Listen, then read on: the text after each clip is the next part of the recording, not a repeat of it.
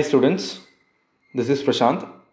In this video we are going to solve an integration problem, that is I is equals to, we have a definite integration to the limit 0 to sine square x of the function sine inverse of square root of t dt plus integral to the limit 0 to cos square x of the function cos inverse of square root of t dt. So இது ரொம்ப simple. இந்த problem solve பண்ணுறது நம்ம என்ன பண்ண போகிறோம் அப்படின்னா, இந்த ஐயை வந்து ரெண்டு இன்டெக்ரலாக நான் வந்து ஸ்ப்ளிட் பண்ணிக்க போகிறோம். So that is I1 plus I2. இப்போ I1 வந்து நீங்கள் நல்லா கவனிச்சிங்கன்னா I2வை ஈஸியாக பண்ணிடலாம், சரிங்களா? ஸோ I1 என்ன அப்படின்னா, here we have integral to the limit 0 to sin square x sin inverse of square root of t dt. இப்போ நம்ம இங்கே என்ன பண்ண போகிறோம் ஸ்பெசிஃபிக்காக அப்படின்னா, we are going to take a substitution called t is equals to sin square theta. sin square theta நல்லா கவனிங்க, இங்கே sin square theta எடுக்கணும். ஓகே, ஒன்ஸ் நம்ம இந்த மாதிரி சப்ஸ்டிடியூஷன் எடுத்தால் இமீடியட்டாக நம்ம என்ன பண்ணணும்னா டிஃபரன்ஷியேட் பண்ணணும். So we are differentiating on both sides, so we will be getting dt by d theta, that gives 2 sin theta into cos theta on left hand side, so right hand side.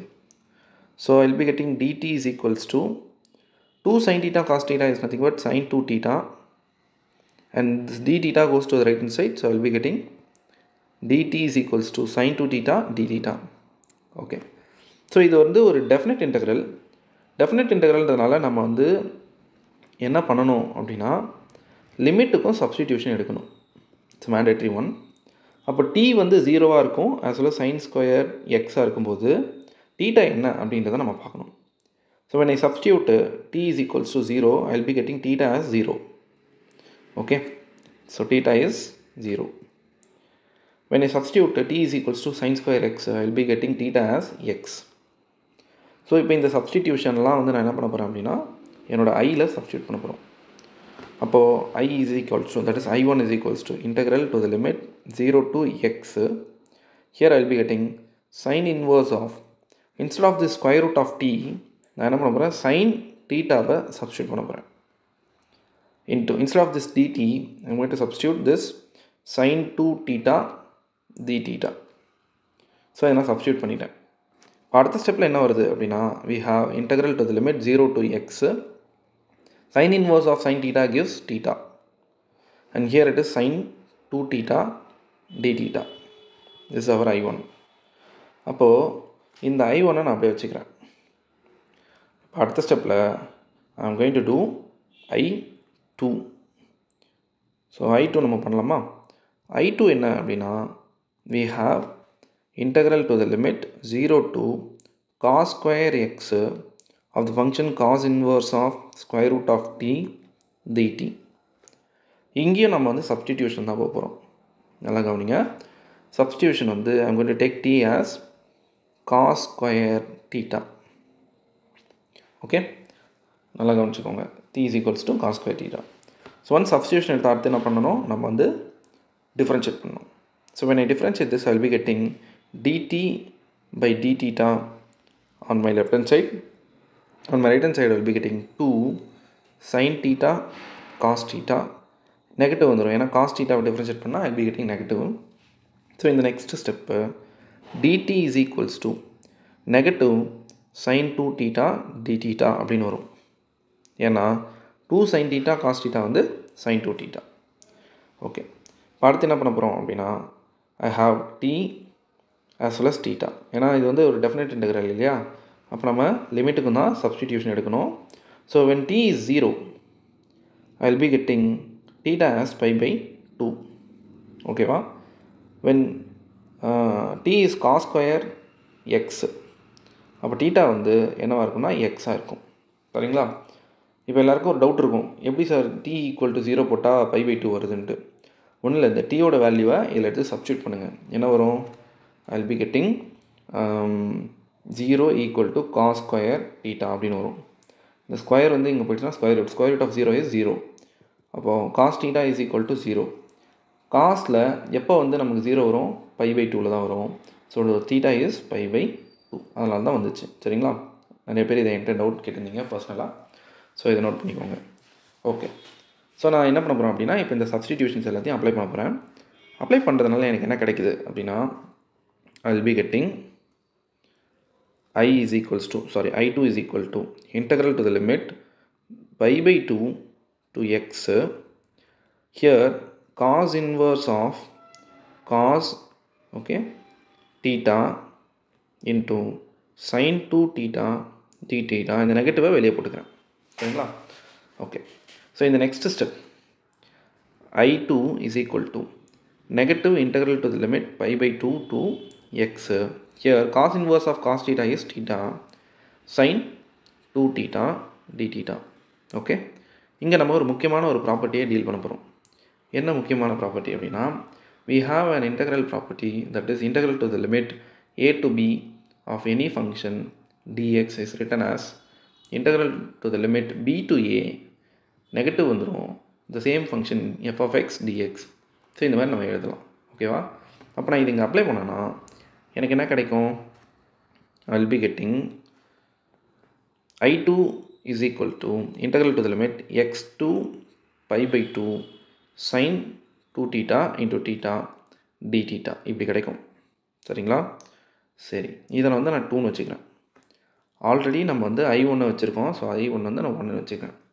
இப்போது இந்த I1ஐயும் I2வையும் add பண்ண போகிறோம். I1ஐயும் I2வையும் add பண்ணோம். So I will be getting I totally. இப்போ தான் ப்ராப்ளமே start ஆகுது. இப்போது நம்மளுடைய I1 என்னது? integral to the limit 0 to x theta sin 2 theta d theta.